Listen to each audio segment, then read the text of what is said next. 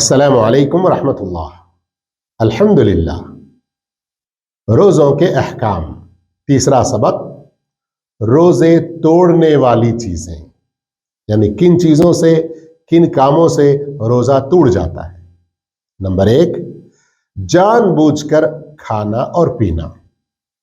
البتہ اگر کوئی بھول سے کچھ کھا لیا، پی لیا تو روزہ نہیں ٹوٹے گا، یاد آتے ہی فوراً رک جانا چاہیے۔ آپ صلی اللہ علیہ وسلم کا فرمان ہے، من اکل او شرب ناسیا، جو شخص بھول کر کچھ کھا لیا یا پی لیا تو وہ اپنا روزہ مکمل کر لے، اللہ نے اس کو کھلایا اور اللہ نے اس کو پلایا ہے۔ مسلم شریف کی روایت ہے۔ اسی طرح جو چیز بھی روزے کو توڑنے والی ہے، بطور غذا کام کرنے والی ہے، چاہے وہ ناک کے ذریعے پیٹ میں چلا جائے یا رگ کے ذریعے گلوکوز یا خون کی شکل میں چڑھایا جائے، یہ سب روزہ توڑ دیتے ہیں، اس لیے کہ یہ روزے دار کے لیے غذا کا کام کرتے ہیں۔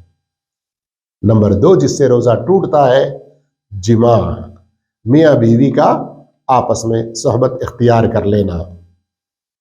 اس کی وجہ سے گناہ بھی ہوگا، روزہ بھی ٹوٹے گا، اور اس دن کی ان کو قضا دینا تو دینا ہی ہے، اس کے علاوہ ان پر کفارہ بھی ہوگا۔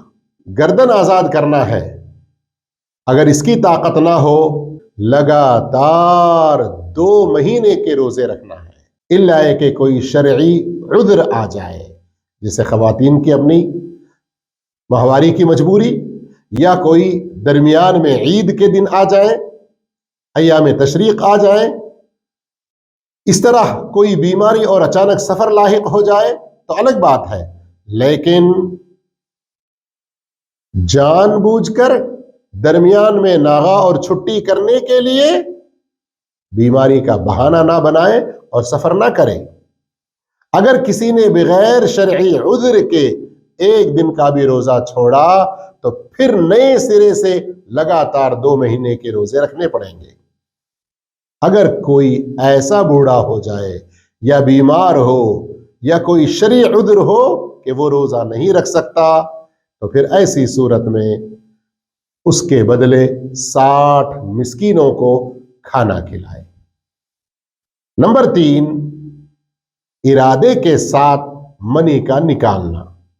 اس میں میاں بیوی کا بوس و کنار لینا بھی آ جاتا ہے، یا بعض لوگوں کا غلط حرکت اختیار کر کے ہاتھ سے یا کسی اور طریقے سے منی نکالنا بھی آ جاتا ہے۔ اس سے بھی روزہ ٹوٹ جائے گا۔ اس کا کوئی الگ سے کفارہ تو نہیں ہے، لیکن ایک گناہ کا کام ہے، توبہ استغفار کرنا چاہیے اور اس 1 دن کے روزے کی قضا دینی چاہیے۔ لیکن یاد رہے، اگر کوئی انسان لیٹ گیا، اس کے اپنے کسی ارادے کے بغیر منی نکل گئی، تو ایسی صورت میں اس کا روزہ نہیں ٹوٹے گا، البتہ وہ غسل کر لے گا۔ نمبر 4،